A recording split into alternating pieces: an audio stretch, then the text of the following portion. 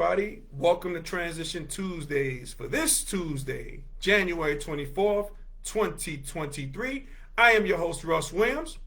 Ladies and gentlemen, Transition Army. Oh, man, I know you could have been anywhere in this world today. I know you could have been anywhere in this world today, but you decided to be here with me. And I appreciate that. And more importantly, I appreciate you. So welcome to Transition Tuesdays, my friends.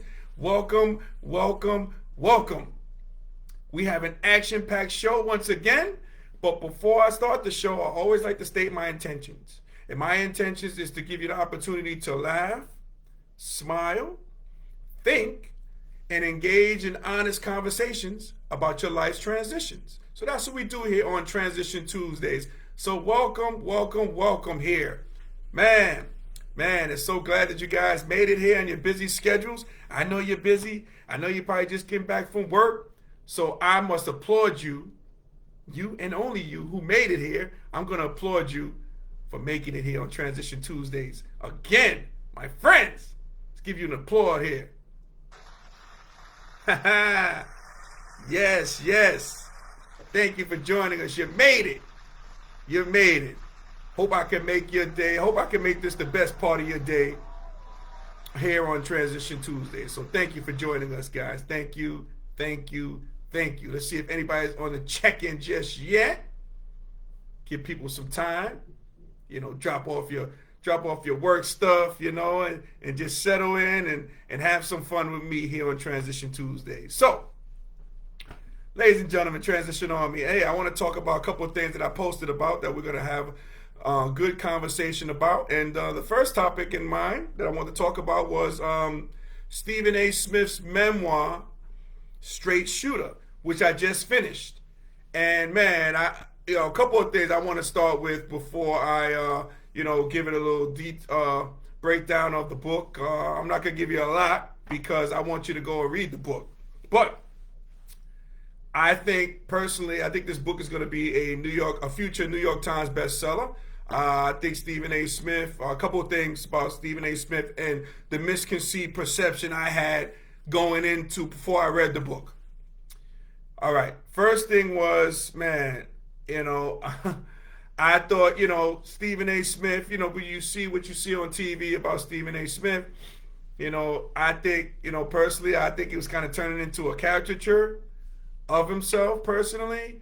Here's a guy who comes off as brash, probably pompous, a lot of machismo, and I think a lot of times, you'll find with people, they don't just wake up and be that way. There's always a story on why people are the way they are. And when I read this book, so again, I had that one misconceived perception of Stephen A. Smith, the personality, and now you're diving into Stephen A. Smith, the man. And after reading this book, man, I was totally off base because I thoroughly enjoyed the book. I think it was a great read. Man, it was so good. It was so good, and I'll go in depth on that. But before I do that, we'd like to thank Felicia for joining us from The Rock. What's going on, Felicia? Welcome to Transition Tuesdays. Welcome. You made it. All right. Settle in. Join us.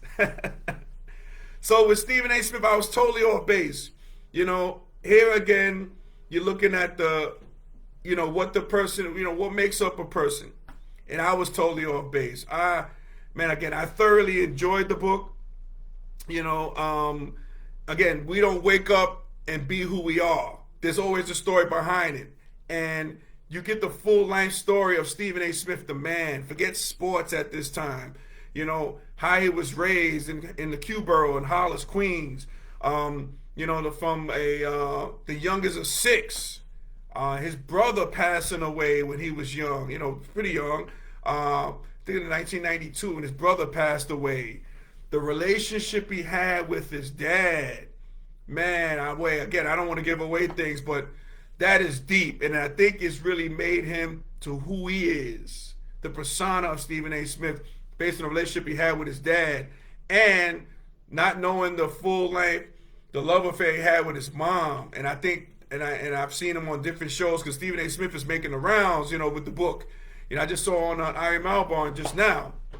and he's really making the rounds. But I think the reason why I know the reason why he calls the book Straight Shooter, because it was after his mom, who was a straight shooter, and his mom employed him to make the book his memoir after she passed, because she didn't want to be dealing with what he had to say with the memoirs, which was kind of deep and kind of tough to hear. So he honored his mama's memory by doing that. So yeah, man, some things I had no idea about Stephen A. Smith.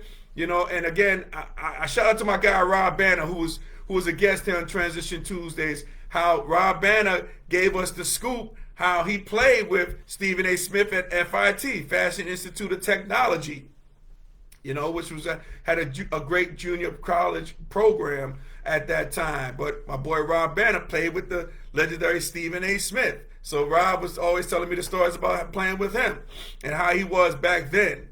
But, the book really goes into depth. I think it's like 21 chapters in the book, and it breaks down, his childhood to, things that he did in First Take, the mistake he's made. Oh man, the mistakes he's made. He goes into depth about it. Things I didn't know about the man, because you couldn't tell, because based on what he does on TV now, he was left back in the 4th grade twice. Man, he suffered for what they call now, but back then they didn't really know what it was, but he suffered from dyslexia. His sister and I believe a family friend tutored him for 1 year straight. That helped him get over his difficulties and his disabilities as a learning disabilities. They took it upon themselves to help him out. Man, really deep, really, really deep. We got Donna joining us. What's going on, Donna? Welcome to Transition Tuesdays, my friend. Welcome, welcome, welcome. Hey to you. I'm glad you made it, Donna. Appreciate having you here. So yeah, all of these things, man. And the one thing that I really learned from the book, that what you will learn, and again, I recommend you read the book for yourself. You get a better perception of the man. I like the relationships he had with people, from the Allen Iverson, which we all know, to the late great Kobe Bryant. To this day, he has relationships with Shaq and Shaq's mom, which is deep too. He goes into that. So the relationships he has, with like basketball players. I just found out that he had a relationship with Isaiah Thomas. That's one of his close friends, and how he had to make, he had to put Isaiah on blast, but Isaiah was the honorable mind, he was okay with it. You got to read the book to really find out that story. It's a great story about that. But the thing that really drove me and hit home is you can continue to make mistakes. Like he's continued to make mistakes. He's human. He's going to make mistakes. But how he landed back on his feet and how he learned from those mistakes. Man, incredible. And the one thing that I really took from this book is when you prove this guy wrong, Stephen A. Smith wrong, he's going to go like hell trying to, make you the doubting Thomas, prove right, why you doubted him. I think that's the driving force. I think that seemed like to be the driving force that his dad had towards him. His dad was always doubting him. And Stephen A. Smith, it seemed like he went through a lifetime trying to prove trying to prove the doubters wrong, especially his dad. And his deep stories about his dad and all that. So, I mean, it was a really great book, man. It was a really great book. I definitely recommend it. And speaking of recommendations, I got my guy, man, the voice of the men's and women's basketball team at Manhattan College. Man, he is the host of the Pick and Pop podcast. This guy's on ESPN. This guy is a trendsetter and a jet setter. My guy, Uncle Smoothie, joining us. What's going on, Smoothie? Welcome to Transition Tuesdays. My man Smooth says, my man Horse loved the sweater. Thank you, Smoothie. Thank you so much. I love the sweater too. Yeah. Thank you so much. Yeah, before we go on show, we have, peer groups and all this good stuff. And we, I go in the wardrobe and I put this one out, have a fashion consultant that helps me out in my endeavors. So appreciate that, Smooth. Thank you, my man. As Donna says, hey, Chris. Hey, make sure you say something to Donna, Chris. All right? Thank you, Uncle Smoothie. But, yeah, I really love this book. Again, this will be a New York Times bestseller. I'm going to go out on a limb and say this. This book has the trappings to be a um, a bio doc.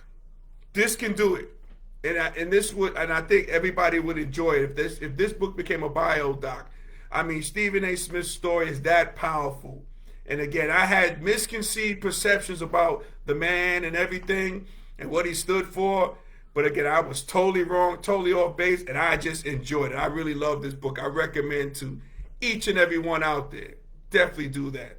Definitely catch that book, and really get a chance to see the man. And again, the one thing I have in common with Stephen A. Smith, a couple of things. We both from the Q borough, he has two daughters.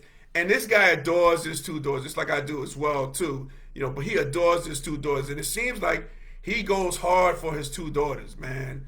This guy doesn't take breaks, rarely takes vacations, but, he goes hard for his daughters. And, I respect anybody like that who does that, man. And he's really, trying to put a legacy out to take care of his family and take care of those two daughters. And for them to follow suit on that, whatever pursuits or accolades they were willing to pursue, Stephen A. Smith has really put it out there, and it's basically a love letter to his mom, and I really enjoy that, and I really really enjoyed that in the book. And one thing I learned in the book was how when his mom did pass, how he went to total depression for a year. He went on to say that he was crying for at least every day for a year because of his mom's death. That's how strong he had a relationship with his mom and his siblings as well, too. But, man, the mom should be no joke, no joke, and it's somebody he really loved. But again, I recommend it. I give it 2 thumbs up there. And I think you would enjoy it, too. I think it's a great read for everybody. And again, and the great thing about this book, too, as well, Transition Army is, we know Stephen A. Smith for sports, but it really wasn't really a sports book. It really wasn't that, his memoir. It was based on other things.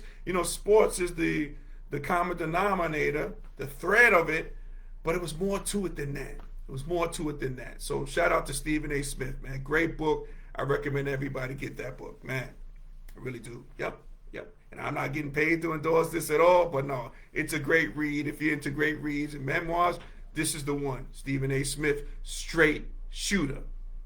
And speaking of straight shooters, I want to transition to something that I posted about. I want to talk about Shannon Sharpe's mishap with the Memphis Grizzlies. Man, did you guys see this, man? Last week, I think it was last week. Shannon Sharpe was Shannon Sharpe, if people don't know, Shannon Sharpe is a Hall of Fame NFL player. He's a tight end, big guy still. He was watching the Lakers games, and he rides for LeBron James, and he was at the Lakers game versus the Grizzlies. Then next thing you know, you see Dylan Brooks. I'll talk about this guy in a second. He had words for Dylan Brooks. And it was funny. You got Shannon Sharpe, Shannon Sharpe. Shannon Sharpe was his brother, who should be, speaking of Sharpe brothers and Sterling Sharpe, this guy should be in the Hall of Fame as well. I mean, his career was cut short because of a neck injury. But this guy, you talk about a wide receiver extraordinaire with the Green Bay Packers, that was Sterling Sharpe. But Shannon Sharpe, sitting on the wood, on the Staples Center, watching the Grizzlies versus LeBron James and his Lakers. Dylan Brooks says something to him. Let me show you something about Dylan Brooks really quick, guys. And this is totally unsolicited. Again, I think that kid Dylan Brooks is a straight up punk, personally. That's just me. And I'm not the only one. My mom, who watches the NBA religiously, she can't stand Dylan Brooks. And my mom loves everybody in the NBA. But that guy she can't stand. So, I say that to say this. Shannon Sharpe telling Dylan Brooks, come right here. You want a piece of me? Come right here. Telling him, to come right here if you wanted a piece of him. Dylan Brooks, acquiesces. He doesn't do that. Absolutely not. He doesn't come. Then next thing you know, You got Steven Adams. Steven Adams. Steven Adams is like the youngest of like 12 or 14 children in New Zealand. He's a New Zealander. He comes approaching Shannon Sharpe, but Shannon Sharpe, to his credit now, I'm gonna give you a couple of things on this. Shannon Sharpe, you know, he wanted to smoke. He wanted to smoke at first with Dylan Brooks. Okay, now keep in mind, Shannon Sharpe's a big guy, so he could take, you know, Dylan Brooks, which I think he could too. Then again, his teammates coming to his aid. As Donna said, they didn't want to smoke. I'm gonna go over that, Donna. You're absolutely right. Right? Then you got, you know, coming to his aid, the big kid again. What I say? The guy's name is? Oh my God, the guy's escaped my name already. Oh my God, what's the guy's name? Smoothie. What's the big guy's name for New Zealand who I just mentioned? Jesus, it's like escaping my name just now. But he comes towards Shannon Sharpe, and Shannon Sharpe doesn't back down at first. But here's the deal. You had those referees and everybody was coming to intervene and kind of break it up. So you see Shannon Sharpe retreat a little bit, you know, on that. And then you see from Shannon Sharpe's right, now you see, you know, and he was joining John Moran as well, because John Moran tried to came to the mix, came to the aid of his teammate, which I respect. I respect all that, okay? But then again, to his right, on the sideline, comes John Moran's dad. Now slow down now, Papa Moran, okay? Because again, he didn't want that smoke, because you can see him retreating when Shannon Sharpe was going towards him. So everybody's retreating, you know, and everybody's doing their thing like that, you know? It's crazy, but, you know, and I'm glad. So here's the deal. After that incident, Shannon Sharpe, he apologized. He apologized for the incident. And he went on to say, he gave a lengthy apology on Monday on his show, Undisputed, which he's on with Skip Bayless. And he says, I take full responsibility for what transpired. It does not matter what Dylan Brooks said. See, that's the key. See, that's the key. Once again, Dylan Brooks said something to him. All right? It doesn't matter what Dylan Brooks said or how many times he said it. There you go again. That's just a punk being a punk. All right? That's the reason why I got started. That's the reason why I got hyped up, because Dylan Brooks, being who he is. All right? It's not what he said, but how many times he said it. He said, I was wrong. What else he said? He said, I take full responsibility for what transpired. I was wrong. Okay, that's cool. But again, it goes back to that cat, Dylan Brooks, who my mom doesn't like. So that should tell you something, ladies and gentlemen out there, okay? Steven Adams. That's the guy's name. Steven Adams. All right? So I wanted to just really, like if you go back and see this video, I want to show you the tricks that what happens, because no one's going to fight in the NBA nowadays. They're not going to fight. That's just the way it is. And if they do fight, you know, it's some extreme case. Like back in the day, Cass was fighting on the sidelines. I remember Maurice, oh my God, Maurice Lucas and Daryl Dawkins. I remember they was going head to head on the sidelines, duking it out. Nobody was stopping it, right? But here's what the players do now, and here's what I like to do. You know, I see this all the time in the NBA when you're watching fights and stuff like this. If you're going to act, you can always act like you're going to fight, but again, you got to make sure that the people around to break it up. So when they're around to break it up, you know, then you get behind them, and then you act like, hey, look, no, you better be glad this person's breaking it up. You get behind them like that, but you got to make sure, that's the key. You got to make sure these people are ahead of you, all right? Then you come off as a little tougher, a little tough guy exterior, you know? Because that's what John Moran's dad had tried to do. He tried to do that. He tried to step towards, you know, Shannon Sharpe, and then when Shannon Sharpe was approaching, he tried to approach too, but he saw people was trying to come and intervene, and they did that successfully. So you just hide behind them, and then you can talk mess. Oh, you know, this and that and this. Oh, you lucky. You just lucky somebody broke it up. You know, that's how you do it. That's how you play it off. That's how these players do it now. That's how they play it off, you know? So, man, but shout out to Shannon Sharpe, man. I really, you know, again, This guy's retired. This guy's 54 years old. You know what I mean? And people, I saw all the memes out there, which was unwarranted. You know, I saw the memes were like, it had Shannon Sharpe's body with that sweater, which I was feeling the sweater. People were killing the sweater. I was feeling the sweater. And the James Evans face on there. Come on, man. That ain't fair to that man. He was just telling Dylan Brooks, come and meet me here. You know? He wanted all the smoke. But those other guys did. But again, to Shannon Sharpe's credit, because Shannon Sharpe is no dummy, no fool. Okay? When Adams was coming towards him, he retreated. But again, he made sure security was there, people was there to intervene, and then you continue on like, yo, you lucky, you lucky. So, that's just something to take a look at it. Donna says that was a $4,000 sweater. Man, that much, Donna? I can see that. And people killing it. I liked it personally. Kind of, he should have had what I have on underneath that. He'd have been looking dapper too. He could have, he got $5,000 for that. But now $4,000 sweater, man, yup, that was dapper. Yeah, you don't want to rip that up. So that brings me more to my point. You know what I mean? He's getting in there. He ain't gonna get it. He ain't gonna have no scrap. He ain't gonna have no real fight. Stuff like that. So that was cool too. But $4,000 sweater, yup. And also, but I must admit, and I want to say this too, because I never want to see black men getting into an argument or fighting, in a public display. I don't like to see that. But what I really enjoyed, and we talked about black images last week, but here's what I really enjoyed seeing after all that. After they went back I think they went back in the tunnel, kind of squashed it out. But I love seeing John Morant's dad and Shannon Sharpe brother hugging it out. That is a good image to see. With all this nonsense that was going down, we can get together and squash it, and he'll probably be on Undisputed or something like that, John Morant's dad and stuff like that. You know what I mean? But if you do that, Shannon Sharpe, you can't have Dylan Brooks.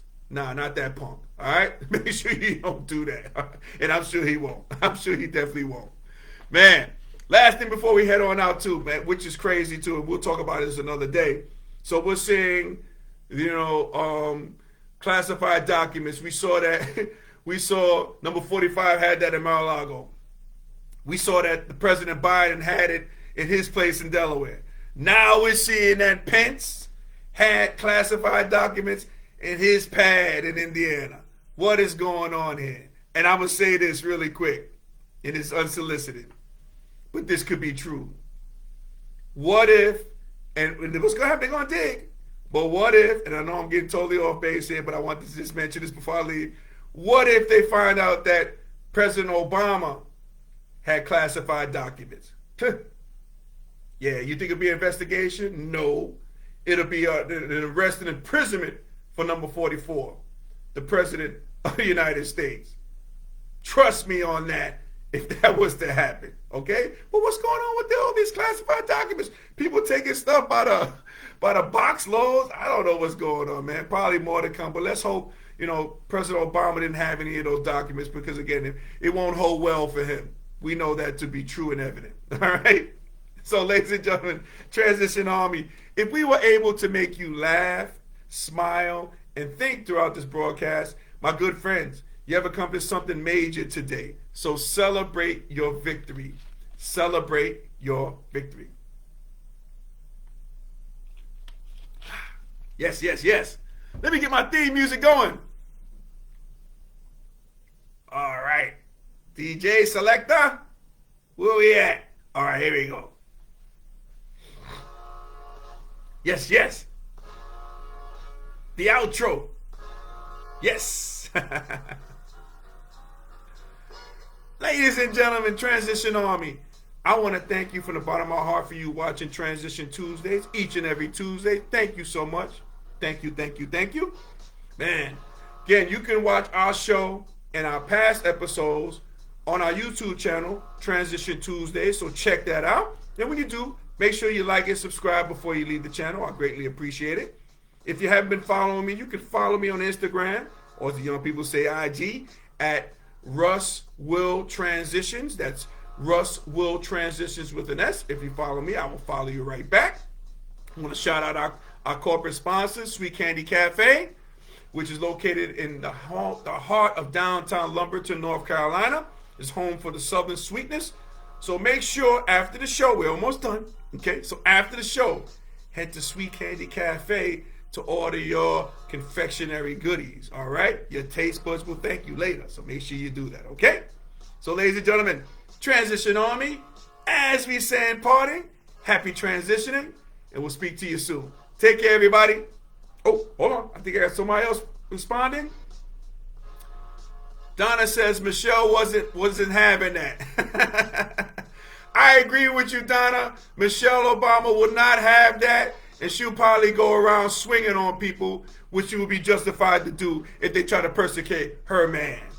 Take care, everybody. So long.